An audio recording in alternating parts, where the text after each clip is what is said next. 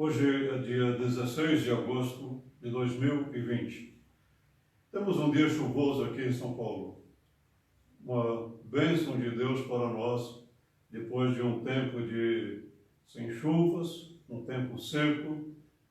Mas essas chuvas trazem à nossa lembrança chuvas de bênçãos também, que Deus manda copiosamente sobre nós todos os dias.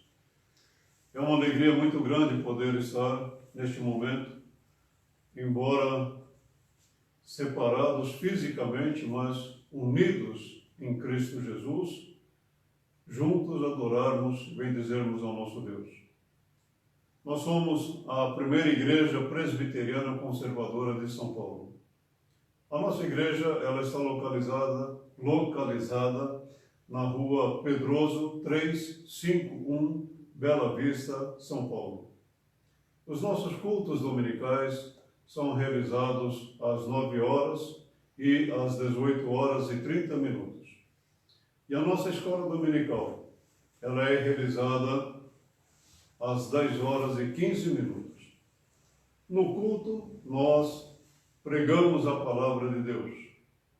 Na escola dominical, nós estudamos a palavra de Deus e aprendemos verdades maravilhosas para a nossa firmeza em Deus, na sua palavra, para que o povo de Deus seja edificado. Portanto, é uma alegria muito grande estar aqui e juntos louvarmos ao nosso Deus e Pai. Meu nome é José Paulo Broco e eu sou o pastor da igreja. Vamos orar a Deus nesse instante. Senhor Deus e Pai, como é bom estar na Tua presença. Como a nossa alma se deleita em estar na Tua presença, para adorar ao Senhor. Senhor que é Deus, Deus único e verdadeiro, Deus eterno, infinito, gracioso, bondoso e misericordioso, mas também Deus que é justo. Louvamos, ó Pai, pela Tua bondade em nossa vida, na semana que se findou. É certo que muitos passaram por momentos difíceis, tensos, de tristezas, mas com toda a certeza, o Teu Santo Espírito confortou, sustentou e fortaleceu cada coração. Obrigado também, Senhor, pela Tua providência em não permitir que nada nos faltasse. Oramos ao Senhor pedindo um coração grato, um coração que reconhece que tudo que nós recebemos vem do Senhor, porque o Senhor é o nosso Deus, o Senhor é o nosso refúgio e a nossa fortaleza, o nosso socorro bem presente nas tribulações.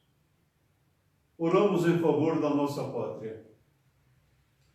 Vivemos momentos difíceis, ó Deus e Pai, não apenas pela pandemia, mas também pela economia do nosso país, pela maneira como algumas pessoas estão desejando dirigir a nossa pátria. A nossa oração é que o Senhor fortaleça a Tua igreja espalhada em nosso país, para que ela não abra mão da fidelidade à Tua palavra. Que a Tua igreja coloque-se de joelhos, clamando ao Senhor pelo nosso Brasil. Olha pelas autoridades constituídas, aquelas que foram eleitas. A nossa oração é que o Senhor capacite a cada um, para que cada um seja, na verdade, um instrumento em Tuas mãos. Nós rogamos também em favor daqueles que zombam do Senhor, desprezam a Tua palavra, que procuram perseguir a Tua igreja e o Teu povo. Que a Tua justiça seja aplicada na vida dessas pessoas, não para a nossa alegria, mas porque o Senhor é Deus e o Senhor é justo. Olha pela igreja perseguida, pelos nossos irmãos que não têm esta mesma liberdade que nós temos, de adorar ao Senhor, de glorificar o teu nome publicamente. Louvamos, ó Pai, porque aqueles nossos irmãos também são amados pelo Senhor. E o Senhor é o Deus deles e o nosso Deus. Por isso pedimos, fortaleça a tua igreja, sustente os teus filhos, e assim, ó Deus e Pai, todos nós estejamos unidos, batalhando pela fé. Oramos em favor daqueles que durante a semana perderam seus entes queridos por várias razões. Que o teu Santo Espírito conforte e console. Oramos em favor daqueles que estão enfermos, que o teu Santo Espírito derrame o bálsamo do conforto e do sustento em seus corações. Por aqueles que estão desempregados, que sendo da tua vontade o Senhor venha abrir portas de empregos para estas pessoas. Dá-nos a segurança, ó Deus e Pai, a paz em nosso coração. E rogamos em favor do momento em que estaremos expondo a tua palavra, que o teu Santo Espírito nos oriente, nos ilumine e nos abençoe, para que apenas sejamos porta-vozes da tua palavra, mensageiros da tua palavra. Dá-nos, ó Pai, a fidelidade a ti, o temor a ti, a obediência ao Senhor, para pregar fielmente a tua palavra. Olha por nós, olha pelo teu povo e nos sustente. Nós oramos agradecidos em nome do teu Filho Jesus, o nosso Senhor e Salvador. Amém. Nós temos um hino que é muito bonito, uma letra muito desafiadora para todos nós e também nos motiva a estarmos sempre firmados na verdade do Senhor Deus. Mas antes de ler o hino, eu quero ler uma passagem bíblica onde Jesus disse assim a Pedro: "E eu lhe digo que você é Pedro, e sobre esta pedra edificarei a minha igreja, e as portas do inferno não poderão vencê-la." As portas do inferno não podem vencer a igreja. Por quê? Preste atenção na letra deste hino. A pedra fundamental, o número 298 do Inário Novo Cântico. Da igreja, o fundamento é Cristo o Salvador. Em seu poder descansa e é forte em seu amor. Pois nele, alicerçada, segura e firme está, e sobre a rocha eterna jamais se abalará. A pedra preciosa que Deus predestinou sustenta pedras vivas que a graça trabalhou. E quando um monumento surgir em plena luz, a glória do edifício será do Rei Jesus. Nesse edifício santo que visa o teu louvor, esteja a tua bênção, rogamos-te, Senhor. Que muitos pecadores, aqui em contrição, se tornem templos santos de tua habitação. Amém. Eu quero, nesta manhã, falar sobre marcas de uma igreja. Não vou falar daquelas marcas mais tradicionais que caracterizam plenamente uma igreja, que é a pregação fiel da palavra de Deus, a administração correta dos sacramentos e o exercício bíblico da disciplina. Mas eu quero falar que estas marcas, elas nos levam também para outras características de uma igreja fiel à palavra de Deus. E hoje eu quero começar falando sobre a igreja de Corinto. No capítulo 1, nos versos 1 a 3, o apóstolo Paulo diz assim, 1 Coríntios, capítulo 1, os versos 1 a 3. Paulo, chamado para ser apóstolo de Cristo Jesus pela vontade de Deus, e o irmão Sóstenes, a igreja de Deus que está em Corinto, aos santificados em Cristo Jesus e chamados para serem santos, com todos os que, em toda a parte, invocam o nome de nosso Senhor Jesus Cristo, Senhor deles e nosso. A vocês, graça e paz da parte de Deus, nosso Pai, e do Senhor Jesus Cristo. Olha para a igreja e atente para o que acontece numa igreja. Irmãos que vivem em discórdia, irmãos que toleram pecados, que resolvem suas questões em tribunais pagãos, que não sabem fazer o uso correto da liberdade que nós temos em Cristo Jesus.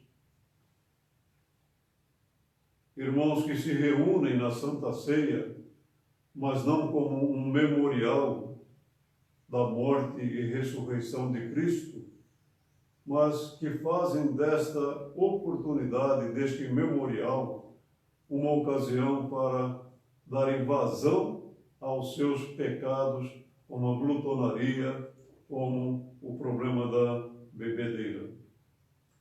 Irmãos que fazem uso errado dos seus dons, que acham que os seus dons são os melhores, e que eles são insubstituíveis na igreja.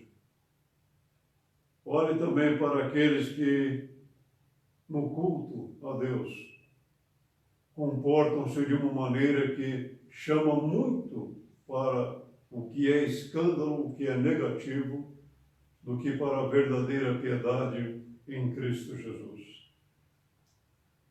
Eu não estou falando de uma igreja contemporânea. Eu estou falando da primeira, ou melhor, eu estou falando da igreja de Corinto. Mas qual é a diferença desta igreja de Corinto na metade do primeiro século cristão para as igrejas que nós vemos hoje também? Será que há realmente alguma diferença? Esta igreja de Corinto é uma igreja que nos leva a conhecer bem de perto o que é uma igreja do primeiro século. E este é um desafio para nós. Eu quero fazer um breve resumo desta epístola, dizendo o seguinte: nos capítulos 1 a 4, Paulo fala sobre a questão da unidade da igreja. No capítulo 5, Paulo fala sobre o fato da igreja não aplicar a disciplina sobre membro da igreja que havia cometido um pecado, que Paulo diz que até mesmo a sociedade ímpia se envergonharia. No capítulo 6, Paulo censura a igreja por causa de disputas pessoais. E os irmãos, em vez de resolverem entre eles, vão a tribunais pagãos. Capítulo 7, Paulo responde a respeito de casamento. Capítulos 8, 9 e 10, Paulo trata a respeito do uso da nossa liberdade em Cristo.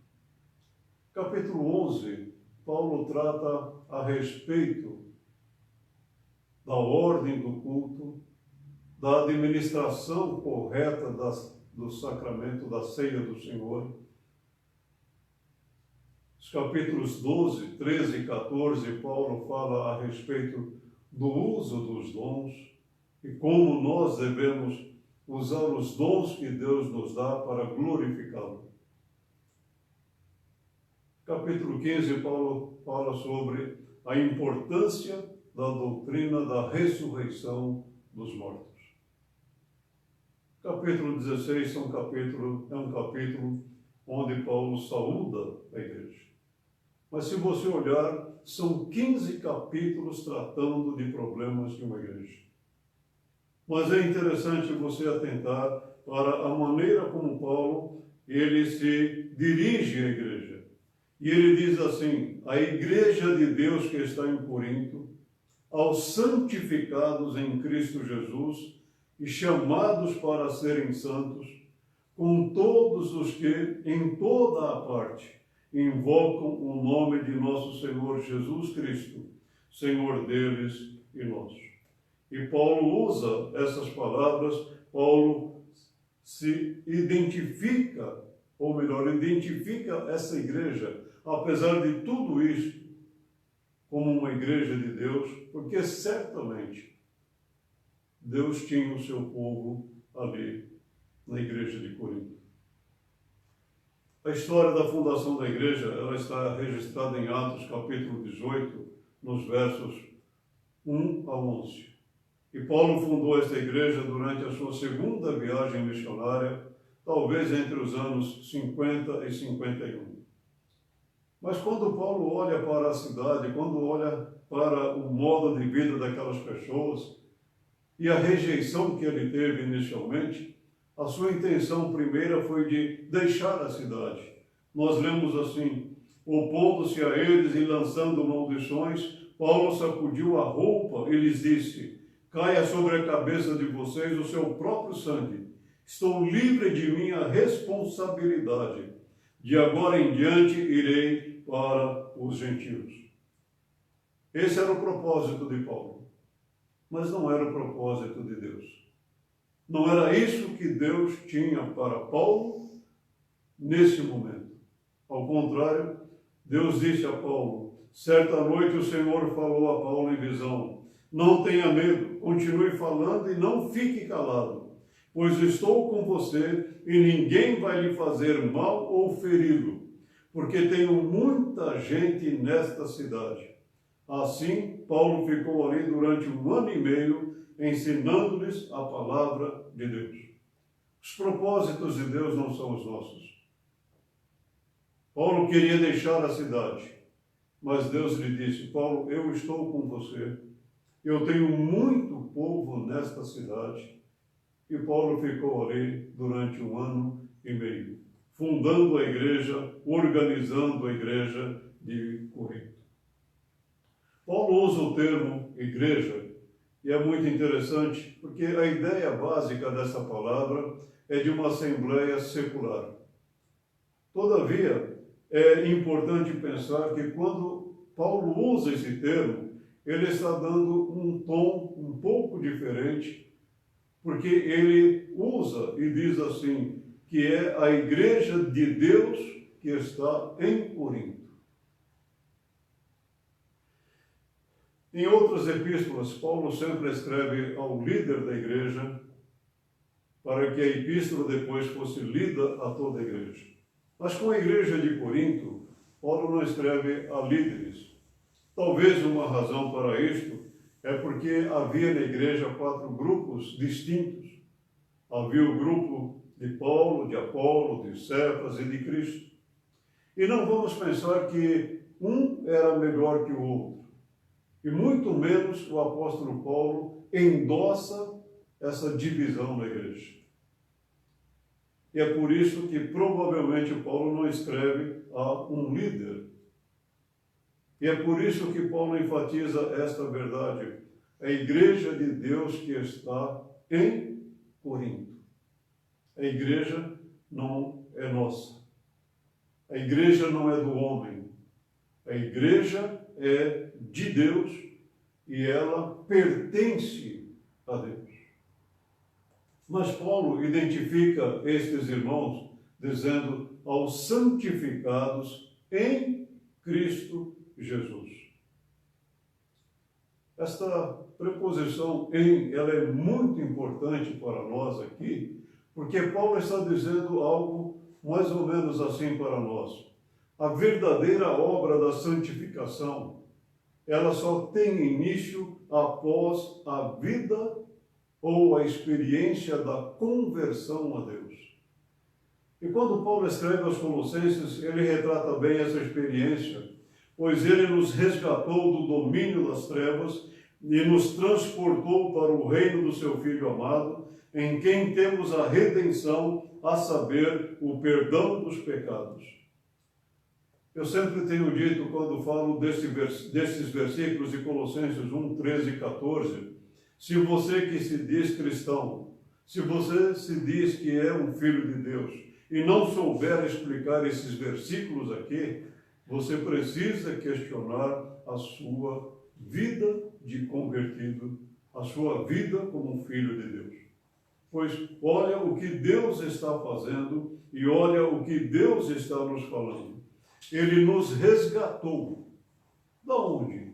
Do domínio das trevas, do império das trevas. E ele nos transportou para onde? Para o reino do seu Filho amado, Jesus Cristo. Portanto, a verdadeira obra de santificação, ela começa com a nossa conversão. E nós precisamos trabalhar na nossa vida de santificação. Essa expressão "em" ainda, além de mostrar que nós estamos em Cristo através da experiência do verdadeiro arrependimento ou da conversão a Deus, ela enfatiza também a nossa união com Cristo. E esta união com Cristo, ela somente é possível através do novo nascimento. Eu sou a videira, vocês são os ramos. Se alguém permanecer em mim e eu nele, esse dará muito fruto, pois sem mim vocês não podem fazer coisa alguma. Se alguém não permanecer em mim, será como o ramo que é jogado fora e seca. Tais ramos são apanhados e lançados ao fogo e queimados. E o Senhor Jesus, ele assegura que uma das bênçãos para nós, da nossa união com ele, é que nós não estamos mais sob a condenação do pecado, sob a ira de Deus, sob o desagrado de Deus. Portanto, agora já não há condenação para os que estão em Cristo Jesus. Que coisa maravilhosa realmente é esta para nós. Mas é importante ainda pensar que nós fomos chamados para sermos santos. Paulo usa essa expressão santos em suas epístolas cerca de 45 vezes. Literalmente, a palavra significa alguém que foi separado por Deus e para Deus. Eu, pessoalmente, gosto muito de pensar nisto, porque é muito importante para nós que Deus não nos chamou para vivermos isolados do mundo, separados do mundo. Mas quando você pensa na obra da conversão a Deus e na necessidade de santificação, você compreende o seguinte, que Deus tirou você do mundo, onde você vivia sob a ira de Deus, sob a culpa do pecado, sob a condenação do pecado, e Deus trouxe você para Ele, transformou a sua vida, e agora Deus envia você ao mundo para ser sal da terra, luz do mundo. Mas é claro, agora você não viverá sob a influência do mundo, mas você deve viver sob o poder do Espírito Santo. Você deve ser diferente no mundo, mas uma diferença que aponte para o Evangelho, que aponte para a graça de Deus, para a justiça de Deus. A diferença é que você agora é um filho de Deus, comprado pelo sangue de Cristo Jesus. E você é tirado do mundo no sentido de que Deus salvou você, mas Deus envia você ao mundo para que você seja uma testemunha dele no meio desta sociedade corrompida e pervertida. Mas Paulo fala não apenas que nós fomos chamados para ser santos, que a igreja é de Deus, mas ele também fala da universalidade da igreja. E nós lemos assim, juntamente com todos os que em toda a parte invocam o nome do Senhor Jesus Cristo. Eu quero ressaltar essa universalidade da igreja sobre dois aspectos. O primeiro é o geográfico. Em toda a parte. Paulo está escrevendo a uma igreja local e ele está dizendo que naquela região de Corinto havia uma igreja de Deus, mas também Paulo escreveu outras epístolas a igrejas que estavam localizadas em outras regiões. O que mostra para nós algo maravilhoso, que a igreja de Deus ela está espalhada em todo o mundo. Para viver o Evangelho, para pregar o Evangelho, para anunciar o Evangelho.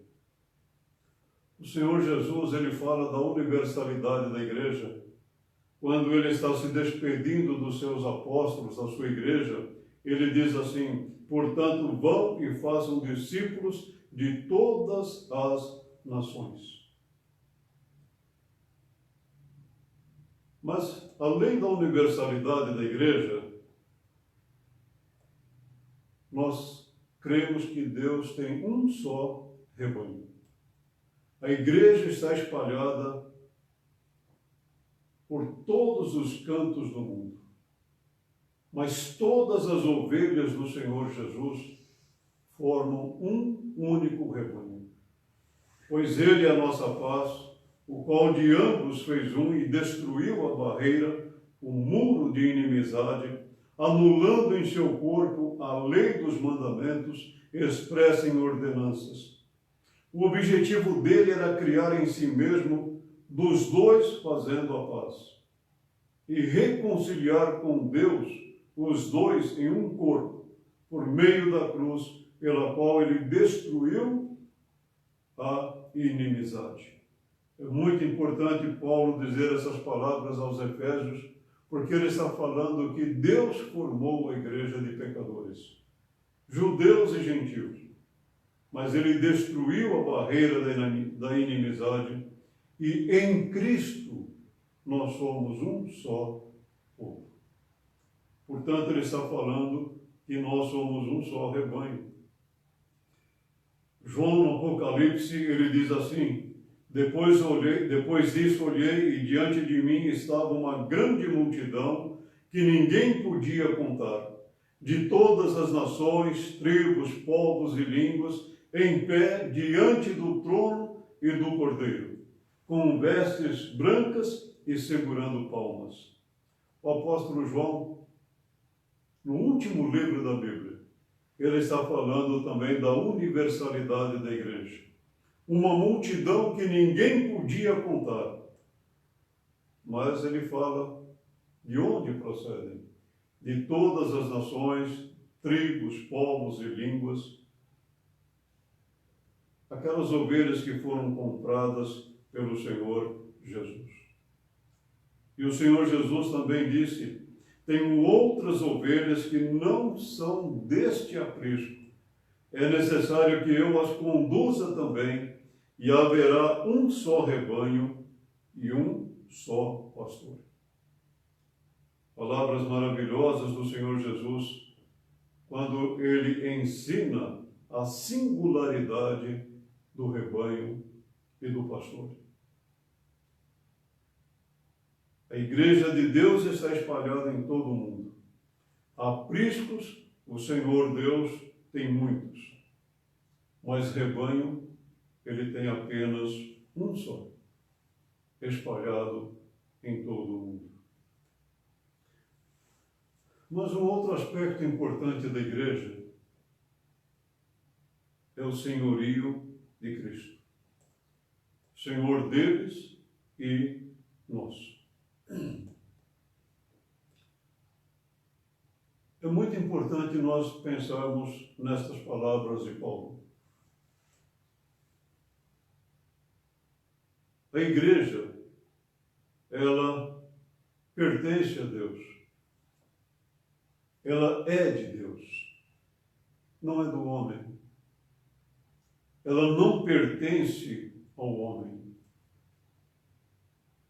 Mas é importante pensar no seguinte: como é que a igreja se tornou uma propriedade de Deus? Como é que a igreja pertence a Deus? E é maravilhoso nós pensarmos no que a palavra de Deus nos diz. Eu gostaria que você olhasse para essas palavras de Atos 20 e 28. Cuidem de vocês mesmos e de todo o rebanho sobre o qual o Espírito Santo os colocou como bispos para pastorearem a igreja de Deus. São palavras do apóstolo Paulo quando ele está se despedindo dos anciãos de Éfeso, aqueles que deveriam ser os responsáveis para conduzir o rebanho de Deus, para pastorear o rebanho de Deus. Paulo diz que, primeiramente, eles deveriam cuidar deles. Cuidem de vocês mesmos. Sejam fiéis a Deus, tementes a Deus. Sejam homens de verdade, homens que aborreçam a avareza, homens sensatos, fiéis, tementes a Deus. Porque fazendo isto, vocês poderão cuidar do rebanho de Deus. Mas atentem para as palavras finais. Que ele comprou, com estas palavras, que ele comprou com o seu próprio sangue.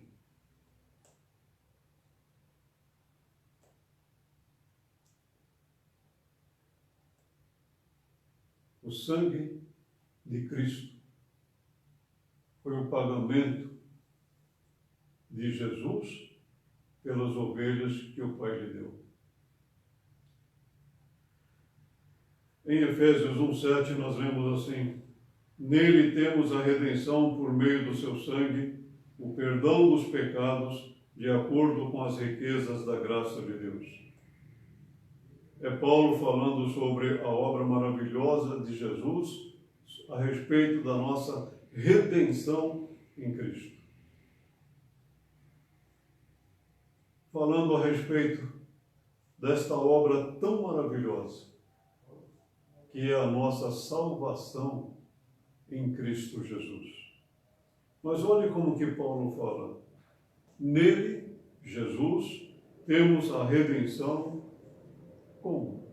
Por meio do seu sangue. E junto com esta redenção, nós temos o perdão dos nossos pecados. O nosso pecado é o grande problema entre nós e Deus. Eles fazem separação de Deus para conosco. Ele nos distancia de Deus. E em Cristo Jesus, nós temos o perdão dos pecados. Não apenas a redenção, mas também o perdão dos pecados. É interessante nós pararmos para refletir um pouquinho sobre isso, porque é importante para nós considerarmos o problema do pecado. Há alguns que pensam que houve um acordo entre Deus e o diabo e Jesus morreu para nos tirar das garras do diabo. Ele nos tirou do domínio das trevas e ele nos transportou para o reino dele. Mas não houve nenhum acordo com o diabo. Deus nos escolheu Jesus deu a sua vida por nós e o Espírito Santo é quem aplica em nossa vida, convencendo-nos do pecado, da justiça e do juízo, que Cristo é verdadeiramente o único Salvador. E nós somos salvos pela graça de Deus. Mas esta graça de Deus para conosco, aplicada em nossa vida, implica na morte de Cristo Jesus. Por isso ele é a cabeça da igreja, a cabeça do corpo. Li no início um versículo que Jesus disse a Pedro: "E eu lhe digo que você é Pedro, e sobre esta pedra edificarei a minha igreja, e as portas do inferno não poderão vencê-la."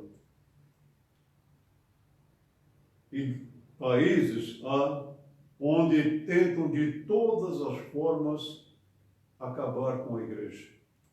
E isso não é novidade. Se você ler um pouco da história da igreja, desde todos os tempos, você verá que o cristão sempre foi perseguido. A igreja sempre foi perseguida. Por quê? Porque o cristão é aquele que aponta para o Senhor Jesus Cristo, que vive uma verdade única, que é a palavra de Deus.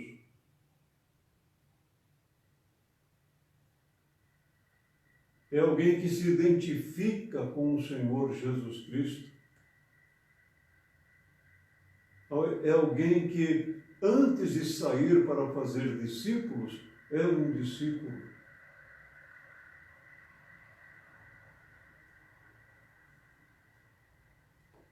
Embora homens tentem anular a igreja, acabar com a igreja, não poderão. Porque Jesus mesmo disse: não poderão vencê-la. O grande problema dessas pessoas é que elas não estão afrontando a nós cristãos. Estão afrontando ao Senhor Jesus, o cabeça da igreja. Assim como tentam acabar com a família, que é uma instituição que Deus criou.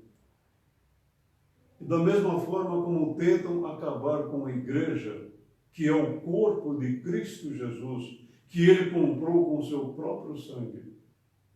Todas essas tentativas darão em nada.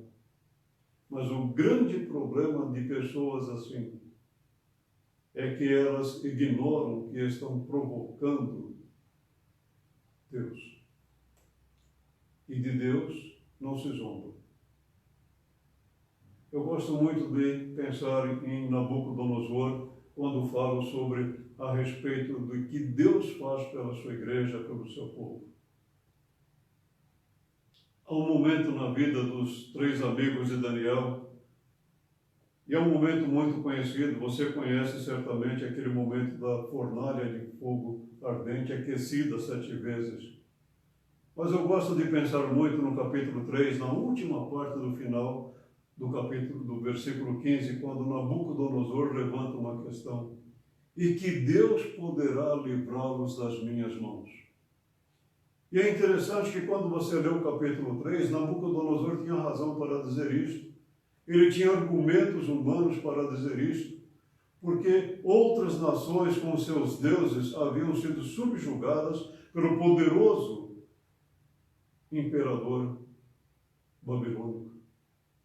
E a nação de Israel também estava no exílio. Então Nabucodonosor levanta essa questão: e que Deus poderá livrá-los das minhas mãos. A resposta dos jovens, ela é muito desafiadora para todos nós. Eles não temem ao rei, o homem de maior autoridade na época. Eles não se envergonham de publicamente expressar a fé em Deus. e creram em Deus até as últimas consequências. E quando eu digo as últimas consequências, é exatamente isso, a morte. Porque o que é que poderia esperar aqueles jovens?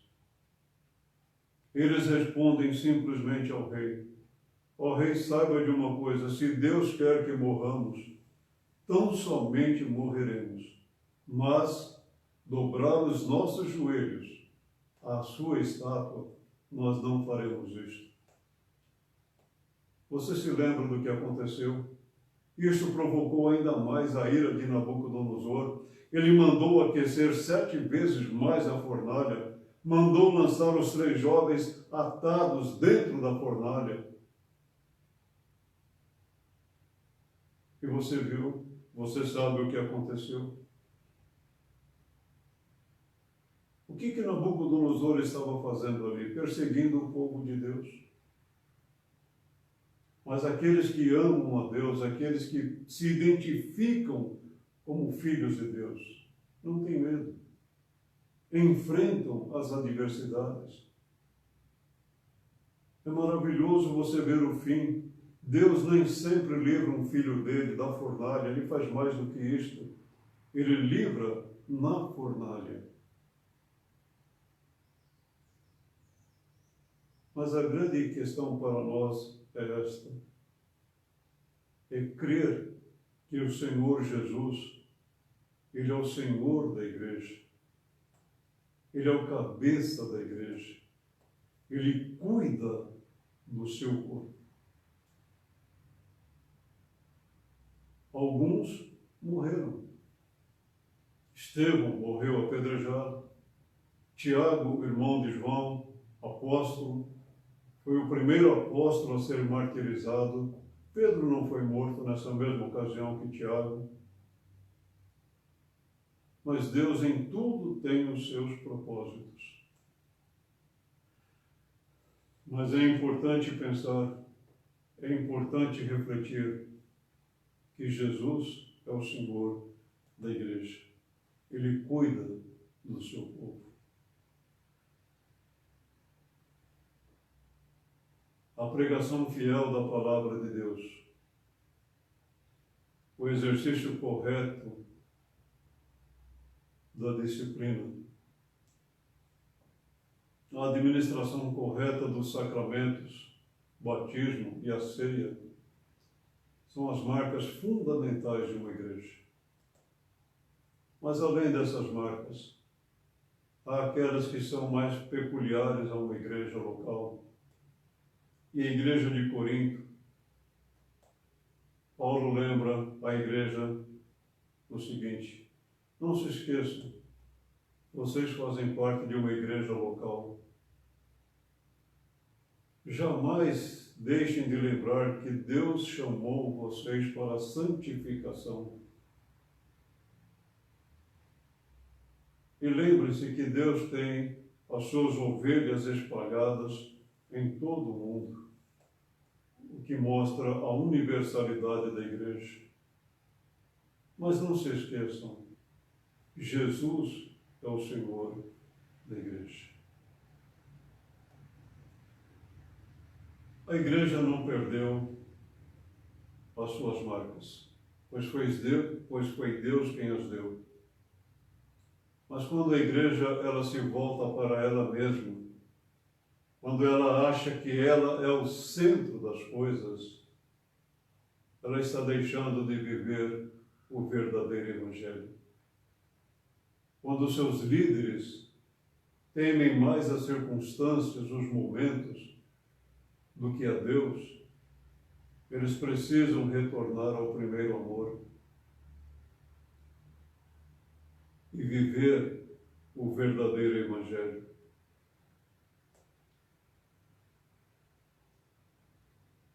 Nós somos uma igreja local. Não podemos nos esquecer que fomos chamados para viver uma vida de santidade. Não podemos nos esquecer que Jesus tem suas ovelhas espalhadas em todos os cantos do mundo.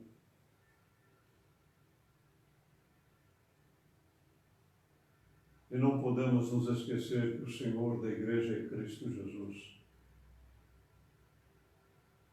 Vivendo assim, nós poderemos ter certeza de que a nossa luta não é em vão. A nossa batalha, ela já está vencida e foi vencida na cruz por Cristo Jesus.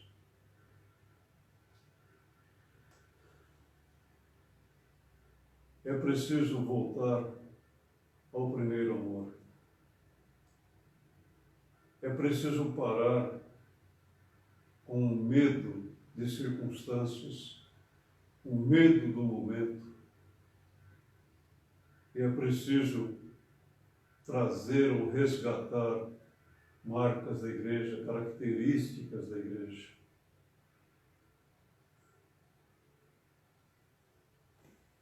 A igreja é preciosa para Deus, mas é preciosa porque Ele escolheu o seu povo. Não porque nós nos achamos importantes, não.